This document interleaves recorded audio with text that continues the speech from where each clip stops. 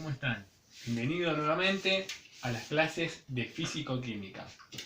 En la primera etapa del año nos dedicamos a hablar pura y exclusivamente de cómo estaba compuesta la materia, ¿sí?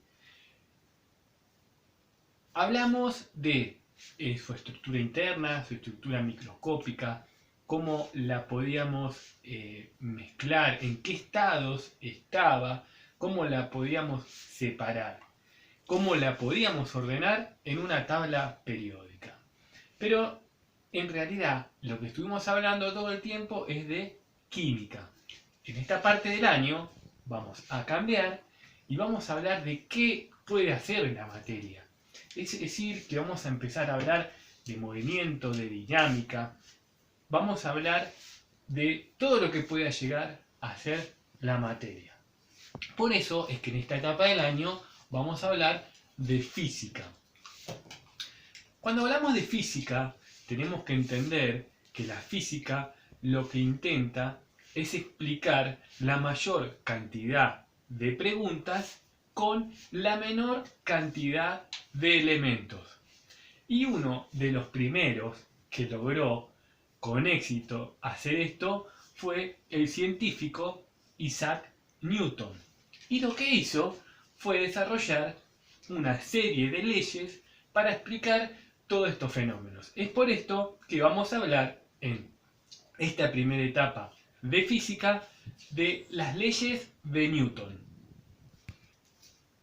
Primera ley de Newton o principio de la inercia. ¿Qué es la inercia?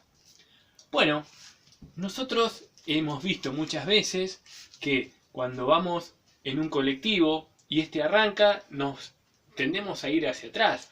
O cuando vamos en un vehículo y frena de golpe, tendemos a irnos hacia adelante. Bueno, en realidad lo que tendemos a hacer es a estar en reposo, a estar en el mismo movimiento que veníamos si es que estábamos en movimiento, ¿sí? Para esto es importante explicarlo mediante el principio de la inercia. ¿Cuál es el enunciado y qué nos dice el principio de la inercia? Newton dijo: todo cuerpo permanece en reposo o en movimiento rectilíneo uniforme si no se ejercen fuerzas sobre él o si la resultante de las fuerzas es igual a cero. Bien, vamos a explicarlo por partes. La primera parte: todo cuerpo permanece en reposo. Bien, por ejemplo, tomemos esta tapa, ¿sí? Yo esta tapa la apoyo sobre la mesa y no se mueve, quiere decir que está en reposo. Para yo mover la tapa, tengo que aplicarle una fuerza. En este caso, le apliqué una fuerza con el dedo. Quiere decir que si no le aplico ninguna fuerza, o las fuerzas son iguales a cero, la tapa tiende a mantenerse en reposo. Lo mismo que pasaba cuando un conductor va en un auto. Si el auto arranca de golpe, el conductor tiende a irse hacia atrás. ¿Por qué? Porque el conductor permanece en reposo y el auto empieza su movimiento, ¿sí? Si no está debidamente ajustado, tiende a irse hacia atrás, es decir, a quedarse en el lugar donde estaba, ¿sí? Entonces, todo cuerpo permanece en reposo, como ven acá, ¿sí? Bien. O también puede ser que en movimiento rectilíneo uniforme si no se ejercen fuerzas sobre él o si la resultante de la fuerza es igual a cero, ¿sí? Entonces, vamos a ver otro ejemplo. Vamos a explicarlo porque no tenemos cómo visualizarlo acá.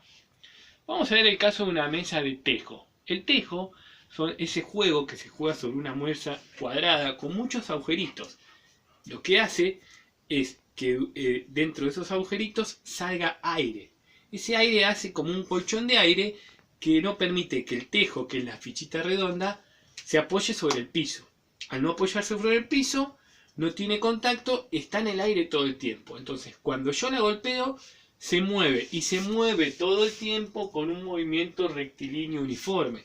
Es decir, no se desacelera, ¿sí? Mantiene su velocidad constantemente a lo largo de toda la cancha.